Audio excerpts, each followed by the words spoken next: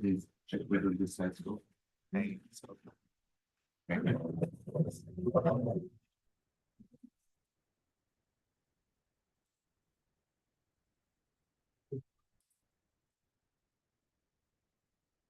good. Yeah. Yeah. Yes. It's really cool. Thanks. All right. Thank you for joining us today. Before introducing our speaker, let me remind you of the events to enter in the coming weeks. On Fridays, there is no lunchtime talk because we are Pete is hosting Bas and Prasen for the Rescher Prize. Bas will be giving this talk at 3:30, I believe, on the 10th floor. So you're invited to join Bas's lecture. It's going to be on Moore's paradox. It is raining, and I do not believe it is raining type of question. The next lunchtime talk is on Tuesday next week, and will be given by Alexandre Billot, who is a visiting fellow at the center this semester. And Alexandre will be talking about depersonalization, derealization disorder, the philosophical take-home message, which is, if you don't know, very interesting psychiatric condition. So looking forward to that talk. And on Friday next week, my colleague from the philosophy department, Sven Ness, will be talking about against optimization. Also looking forward to this talk. The first conference of the semester will be taking place on Saturday and Sunday, February 15 and 16. And it's entitled Philosophy of Particle and High Energy Physics, led by David. right there. All right. Looking also forward to that conference. The program, I believe, is on the website, but as you know, we're still struggling with issues on the website. You can access the website from the PEAT domain. So when you're at the University of Pittsburgh, you can access the website. If you are online and listening to this introduction and you want more information about the workshop and conference, please email me or email someone at the center, and we'll get back to you with a program. And hopefully we'll be able to fix the issue with the website very quickly. Today, it's my great pleasure to introduce Nora Hangel, who is also a visiting fellow at the center this semester. She's a principal investigator of the project Juno? All right. The role of scientific judgment in generating knowledge at the Leibniz Center for Science and Society at the Leibniz University in Hanover, Germany. Nora works in the philosophy of science, but using naturalistic methods, often qualitative anthropological methods, studying aspects such as trust in science, collective decision-making, and related questions. She has published papers on these topics in both scientific and philosophical journals. There's a recent paper in Studies, which is a plea for qualitative methods. There's another paper a few years ago in the European Journal for Philosophy of Science, putting these methods to use with Jutta Schikor, who is also going to be visiting us in a few weeks. And also she has published in Bioethics Journal, in Scientific Journal, with a very large range of papers using qualitative and anthropological ethnographic methods to study decision-making in science. I guess it's also going to be the topic of today. Yes. The talk is Navigating Publication Bias Reflections on Knowledge Practices in Judgment Decision Making. So it's yours now. Thanks. Thank you for coming. So for the philosophers among you, my talk is situated in social epistemology of scientific practice, and it's an empirically informed philosophy of science for the scientists who kindly join from judgment decision making, also from sociology and other disciplines. These are first preliminary findings from a qualitative study about scientific decision-making in experimental judgment and decision-making. What am I going to talk about? I did the qualitative study, started in September 2022 and will end at the end of this year. And it was designed to better understand collaborative scientific reasoning and decision-making in experimental social sciences, in concrete in the field of judgment decision-making. So what's new about this? Well, most investigations in philosophy of science focus on norms and normativity on the individual level, on the community level of science, or in various debates also on the societal implications, this study addresses the gap of knowledge producing processes on the interpersonal and on the group level of scientific inquiry. It uses a descriptive approach and identifies how epistemic norms and social epistemic norms are enacted in practice. So the takeaway for philosophy will be why an empirically informed, maybe also a bit naturalized philosophy supports a procedural concept of knowledge. And for the judgment decision-making listeners, I hope to offer a meta perspective into their own scientific practice that can help them to figure out how to improve the ongoing effort to make their own science more reliable and more efficient. Having said that, I'll start with what has changed since the replication crisis hit more than 15 years ago and what are the persisting problems. I'll present publication bias as an epistemic problem from a social epistemic perspective, with a focus on processes and interactions between scientists as epistemic agents who hold each other accountable to fulfill the standards they agreed on as a community. And I will offer a meta perspective on scientific practice that points to a procedural understanding. So for those who are not familiar with judgment decision-making, it's a field that studies human decision-making behavior, formal decision models, and the differences between the two. According to Dan Goldstein on his homepage, the journal has existed since 2006. And he also states theory and research in the decision sciences has followed two paths. The first is normative or prescriptive, focused on specifying criteria for evaluating decisions and providing algorithms for achieving optimal outcomes. The second is descriptive, focusing on how people actually make decisions. But to my knowledge, they do not study their own scientific decision-making processes, and that's what I set out to do. But first, on some of the main changes that were induced since the replication crisis. The main changes really were that pre-registration got much more an accepted practice and registered reports. And for those who don't know about what that is, these measurements get timestamped. So when you upload your study design, it's recognized as at a certain point in time. And then, the analysis plan is also recorded, the hypothesis, the method, and so on. And this cannot be modified. So when you do a modification, you get another timestamp. Then the data is collected. And that's sort of both for, sort of similar for both. But the big difference of the registration report is, as you see, there is a stage 1 peer review, meaning after the study design is already peer review. And then pretty much it doesn't matter if there is a significant effect, it will get published. And that's very attractive for researchers who are expecting a null result. Yes, but it was also used in a bigger vein as registered replication reports, where there were many lab studies and they tried to replicate an effect which was established in the literature, but still people wanted to make sure that it is as robust as it appears in the literature. So it's called Many Lab Project, and it's multiple independently conducted direct replications. That's also how it is. But I will more talk about the registered reports because that's what the participant I interviewed talked about.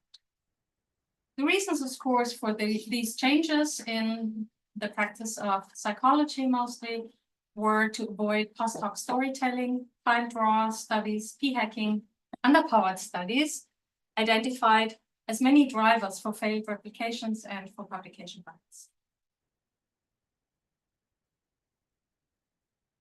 So of course, they have done a lot of work since then. For example, In 2011, Rankiewicz, Fuchs, and Fiedler published their study about evidence of publication bias in JDE research, also in the Journal of Judgment and Decision Making. And they found that the preferential publication of statistically significant results, the publication bias, is also found in JDF. The example they give us is even in an ideal situation, if all researchers make correct assumptions regarding the true effect size and aim at a power level of 80%, which is very high, we would still expect 20% of all studies to be non-significant for any given sample. However, these studies rarely get published. They get not even submitted to publication. And they state, among other measures to combat publication bias, publication policies and standards, research practices need to be based on theoretical relevance, hypothesis plausibility, and methodological quality, even if the confidence interval includes. So that these were sort of the changes from the field within. Also, Kormacher published what he perceived the main changes since the replication crisis. There was structural change, procedural change, community change. I'm not going into this, just show you that there is a lot going on within their own discipline.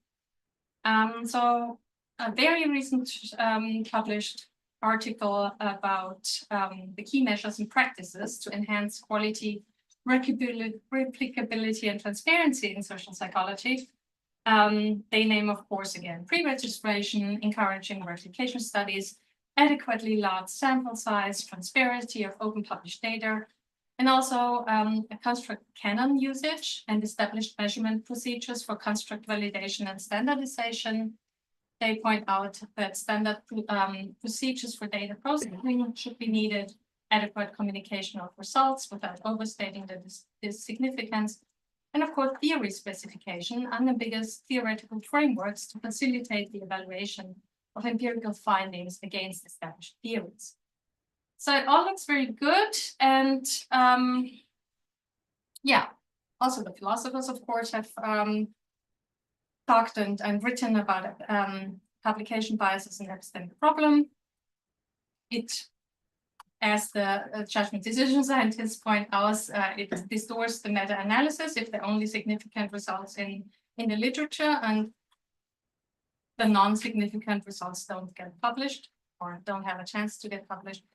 And yes, they were also talking about the 5 law, which means that there is no incentive to publish studies that don't show a significant or meaningful result. Right.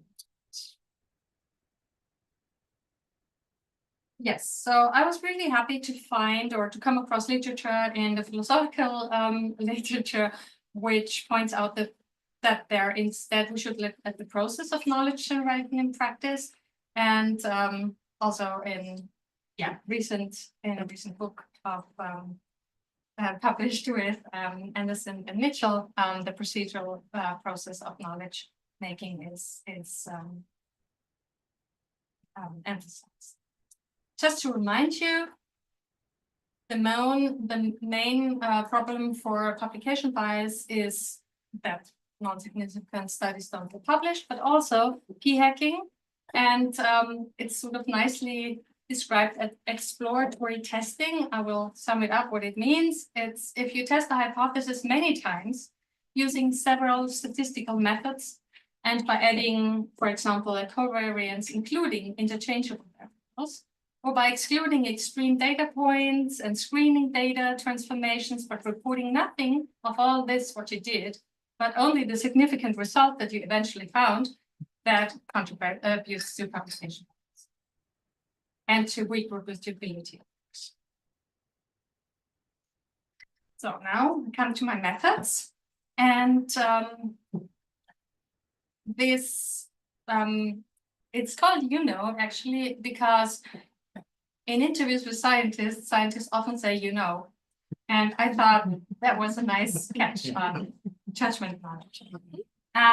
Anyway, so the study participants for my qualitative study are experimentally working scientists from the field of judgment and decision making. They're basically from cognitive and social psychology and economics, also some behavioral economics and other fields, but the most parts are from these disciplines, psychologists. And I study the processes of scientific reasoning. I want to find out about how scientists together have practices of making sure how they update their own beliefs in the face of new certainties or new evidence coming in, and also about epistemic disagreement, epistemic trust, and epistemic dependence, how this plays out in practice when generating knowledge. As I said, I'm interested in the interactions on the group level of scientific inquiry, on the inter-individual interactions.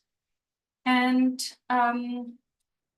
when I study scientific reasoning practices, including the decision-making, I, of course, have two possibilities. I have the descriptions of scientists, and I can go into the field and watch what they are doing. I did both. Yes. So that's what I sort of the main thing is looking at these different levels of research. It's 40 semi-structured interviews with scientists, approximately 1 hour, and in situ participation. Also did document analysis, meaning I read their editorials, I looked at their homepages, I became part of their email lists, I looked at preprints, and also was able to be part of the pre-registration process in the participant group I observed. So this is my sample. When I asked people to talk to me about scientific decision-making, some took a while to find time for these interviews, but very few of the persons I asked personally declined the opportunity. It's crucial for this sort of work to get a very diverse participant sample. And it's a German-funded project. That's why there are lots of Germans there. But yes, I do have a fairly good distribution of cognitive psychology, social and behavioral economics. I also looked at that I have a good distribution between permanent researchers and non-permanent researchers, and I can use these different groups in order to then find out more about different questions I have on the material. Yeah. I also noted that only 6 people are non-Caucasian. And of course, there's also a bias towards more outspoken people who already made it to conferences. But that was also like the inclusion criteria that I made transparent in my proposal. So the funders knew about that. And yeah, another contra against qualitative methods is a trade-off between transparency and privacy.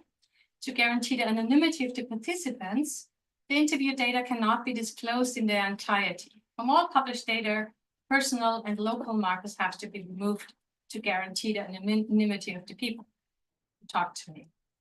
And yeah, apart from meeting the methodological standards, the quality of the data also depends a bit or more on the soft skills of the investigating researchers for listening, interacting, and prompting.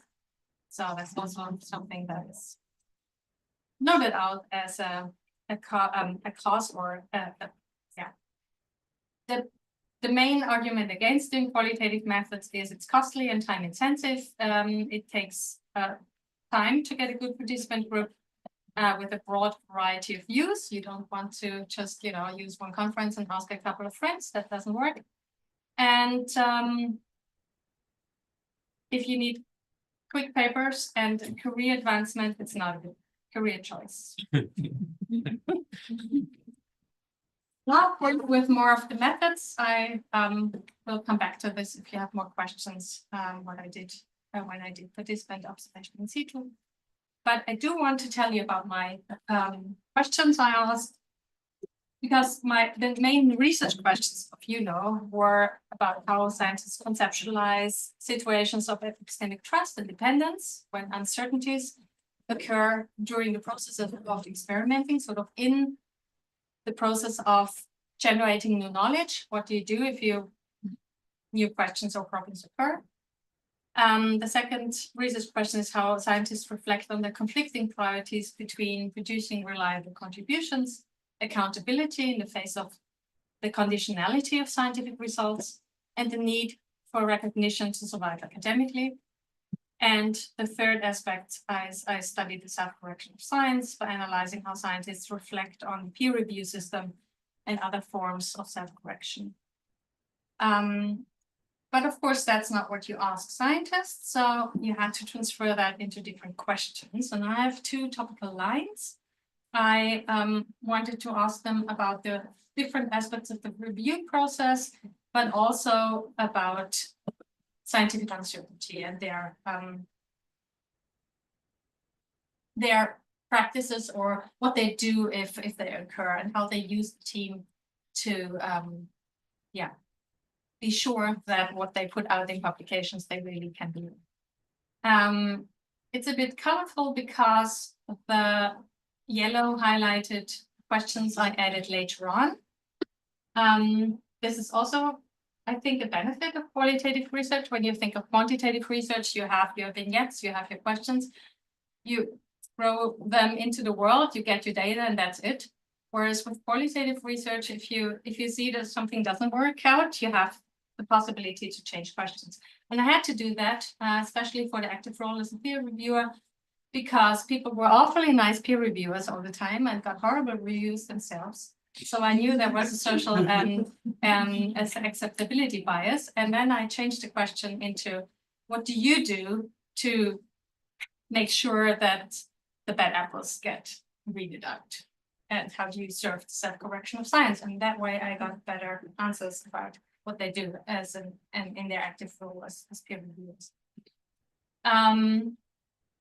Yes, also, yeah, I'll come back to that if you have questions later on. All right, so the last method slide is, it's a big program. So for 1 or 2, I had a student assistant to do that. It's quite extensive. And yeah, you have to pseudonymize the, I did use Whisper, it's an AI tool to construct interviews. You have to pseudonymize the interviews afterwards and go through it, because there are always mistakes in these interviews when it gets transcribed by machines. And then you have to develop a coding scheme that informs your research questions, but also, so it's 2 ways. On the one hand, you have theory-based research questions and codes. On the other side, codes also emerge from the data, because people talk about stuff that you didn't anticipate, and you also code this. And this is an iterative process, and categories and so on. And I am in the process of doing all this. I coded about 3/4 of the data of the aspects I'm talking about now. So this is why I'm presenting preliminary analysis. Yeah, I've been doing the participant observation until December last year. So it still is a lot of work to do. All right. On to the findings. And I'll present the findings and discuss them at the same time. I'll start to look at social epistemic contexts of publication bias more than 10 years ago, when studying the motives and incentive structure behind collaboratively working scientists. First in an SDS group project, and that was an extensive project where we did interviews with 100 scientists, led by Diana Schmidt-Pfister at the University of Konstanz in Germany.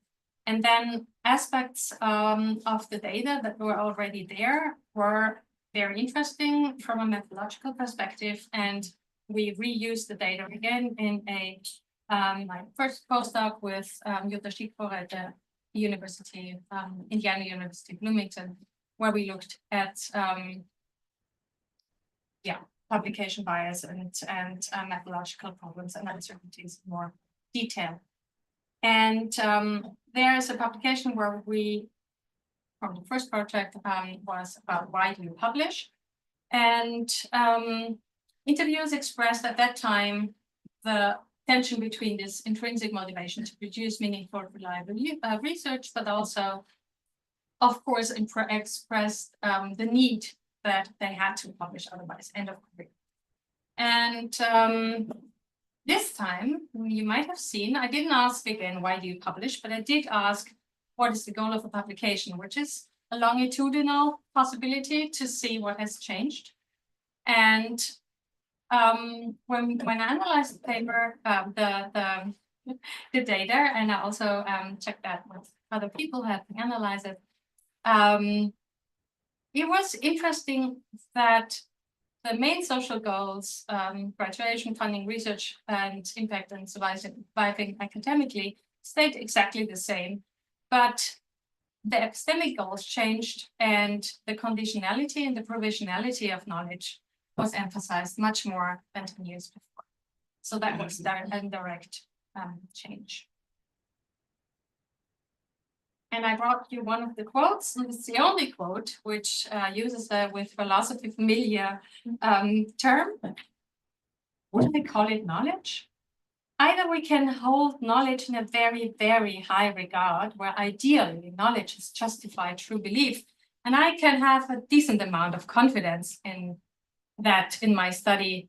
I have to always admit not only the limits of my design and my knowledge, but also the possibility that what I recorded, even twice or 3 times, could have been a fluke, could have been an artifact of the design. And I think it's built into whatever knowledge we present, that it's not, it's conditional. I think that's the strength of the scientific method, because we can never just say, well, this is. It's rather we found now that this is, and here's some other work that didn't find it, and here's some more work that found it as well, and here's some more work that found it, but in a completely opposite direction. So this is sort of a more outspoken. They're more than that, but of course, you have to always speak. But back to our publication bias, our topic for today. What we are looking at next is what sort of results are considered worth publishing and what is not from the perspective of JDM scientists. And a professor states, I publish not everything. If stuff doesn't work out, I will not take the time to submit it to a journal, because I also don't think it's worth publishing. I don't think that anybody needs a paper, but what they need is my OSF, Open Science Foundation framework, data and my materials, and a short 5 to 10 sentence summary that lets them know why I did not follow through with this. Okay. And then there's this assistant professor who says, in contrast, so if that doesn't work out, and I have numerous cases where that's the case, then I very, very clearly acknowledge that, you know, we pre-registered this, and I think this is really where you should be transparent. And I don't like this idea that some people seem to have, that pre-registration is just this like stamp of excellence, where if it doesn't work out, then there's even less reason to report it. I think that's completely off. Like, you register something based on the theory that is currently out there and the results that are out there. And sometimes it works and sometimes it doesn't. But that doesn't, you should still report based on that, basically. So here we have the divergence between an argument why not to publish stuff that didn't work out, what wasn't significant in that way, and why you should definitely publish. And as I said before, the problem with publication bias or good literature is that only the significant samples are in the literature, and so that distorts meta-analysis and the reliability of results. So we find peer disagreement about what results should be available, where they should be available, and for whom they should be. And some argue everything that contributes to the process of generating knowledge, including negative results or null results, if pre-registering studies and conducting them with high standards, they should be published. And the results, others say, should anyway be accessible on open science platforms, repositories, and so on. And yes, so we have sort of a interesting imitation of knowledge in practice, what's worth sharing with peers, others, and why. For those who are not familiar with this jargon, I want to remind you a null effect supports the null hypothesis, which says that there is no statistically significant difference or meaningful association is observed between the study variables. However, it could be also used to test if a new treatment performs no better than the control. And in regression models with an independent variable does not significantly predict a dependent variable. So you can see while null effects have a harder time to get published, but if low statistical power, measurement error, or confounding factors can be excluded due to a high methodological rigor, then it is interesting to know what did not work as expected. And that's also what many of the researchers argue. So here I have an example of an assistant professor who has a hard time publishing where he tries to sort of update what's already there. They say that they tried to replicate a study and they didn't find the effect. So of course, the original authors of the original studies get the review on the table. And then he says, but from what I've heard, it is they are doing their absolute best to try and show that this findings will still hold. Published originally. It doesn't hold outside certain contexts, or it basically doesn't hold unless how they framed it in their question. So, but we show through 7 experiments that if we replicate the exact setup, we also replicate the finding.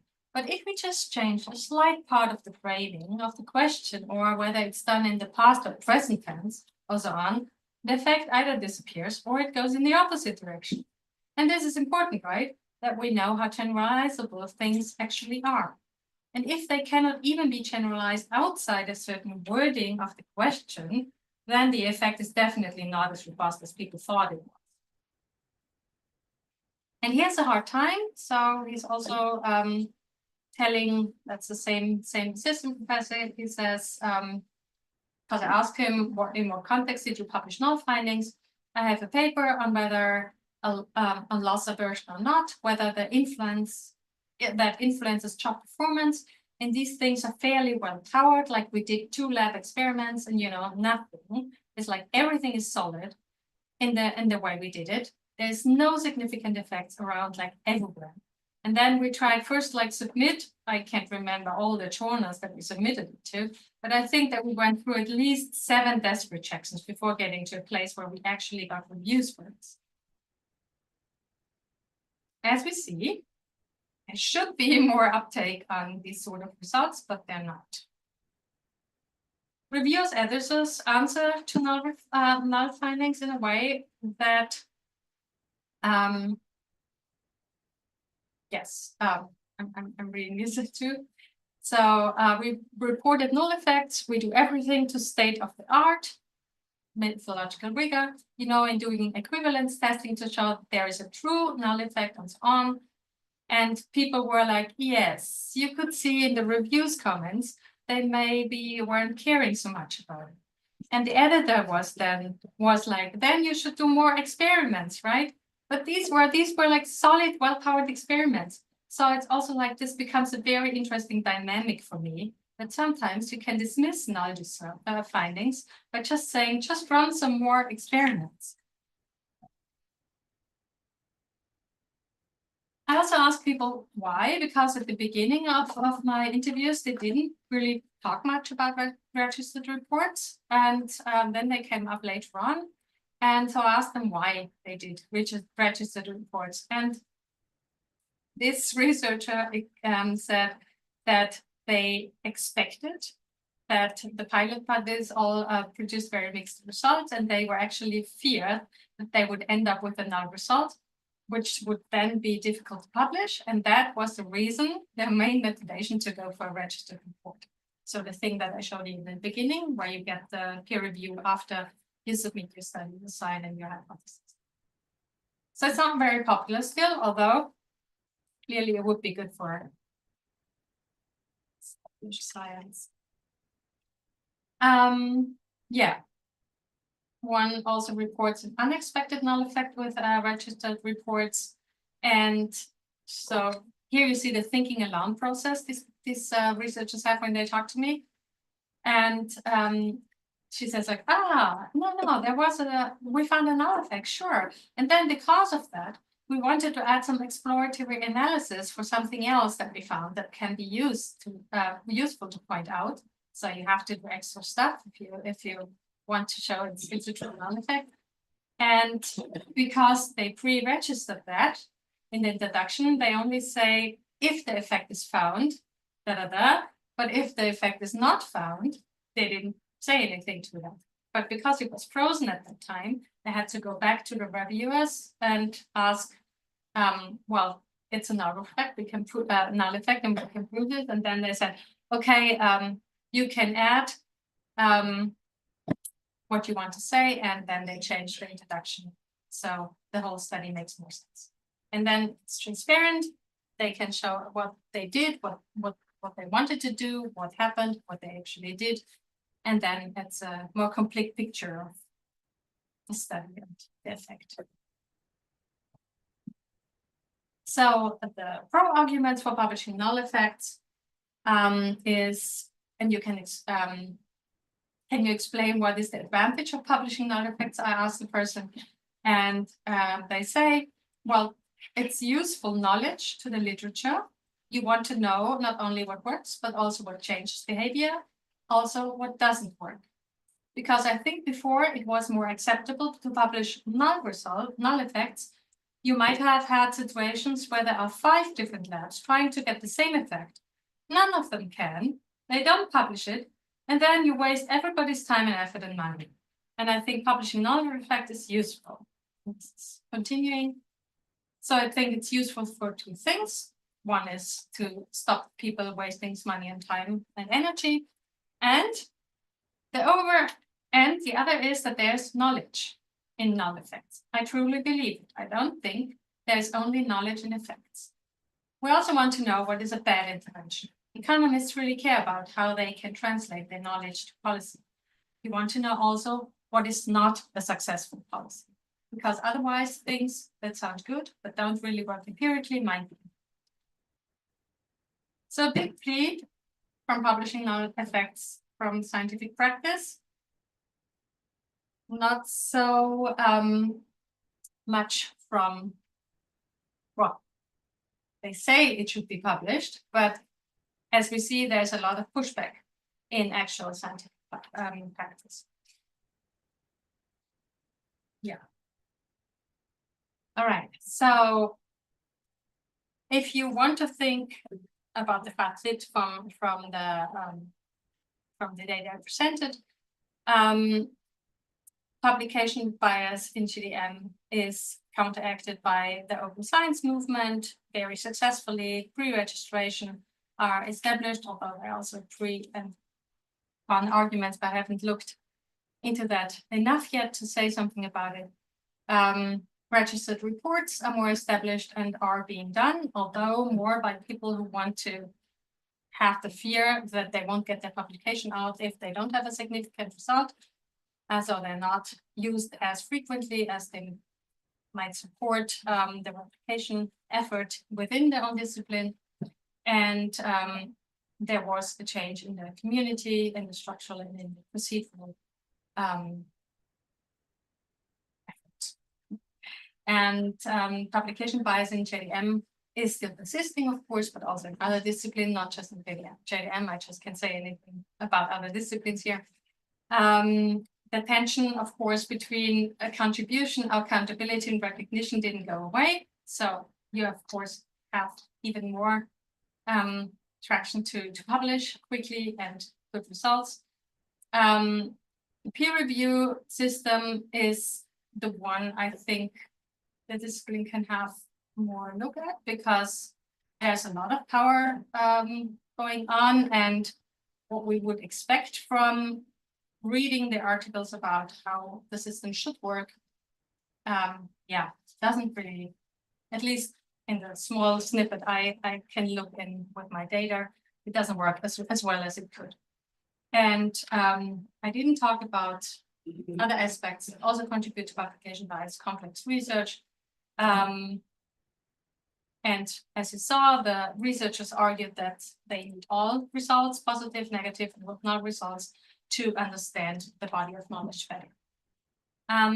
For the philosophers, I think it's, at least I thought it was a nice experience to facilitate a meta discourse and also to contribute insights to the self-correction of science and practice and science, sorry.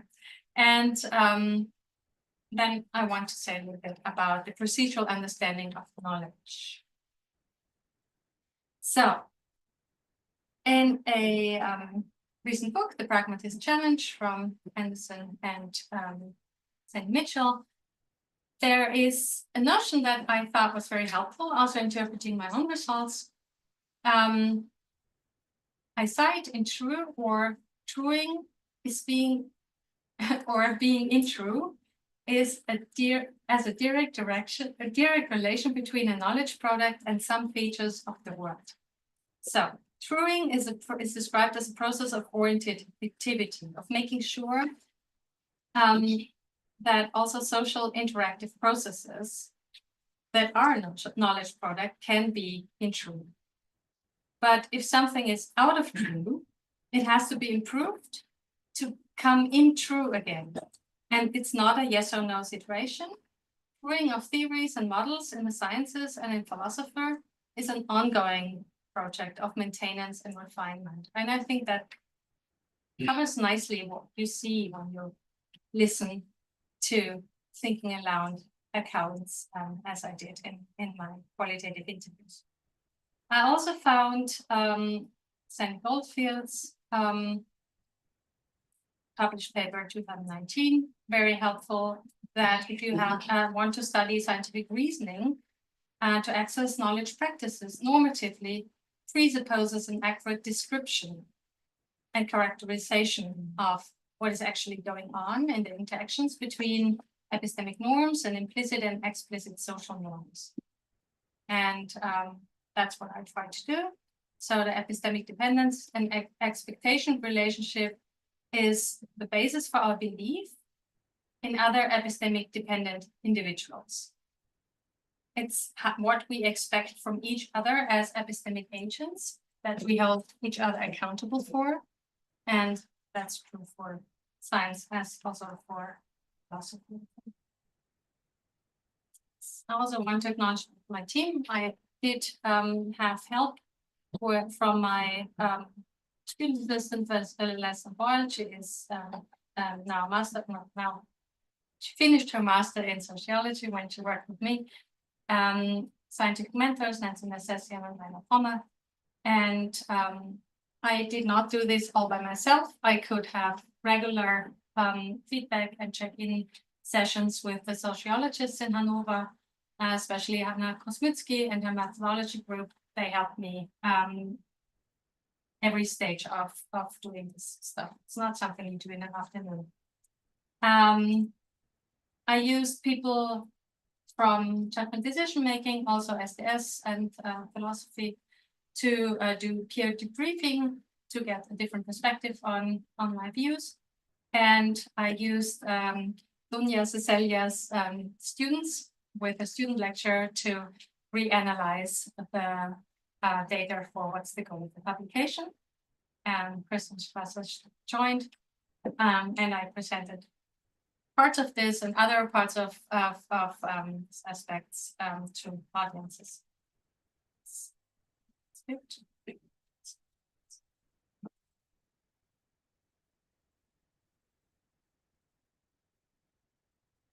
I will take a 5-minute break and then we'll have plenty of time for questions.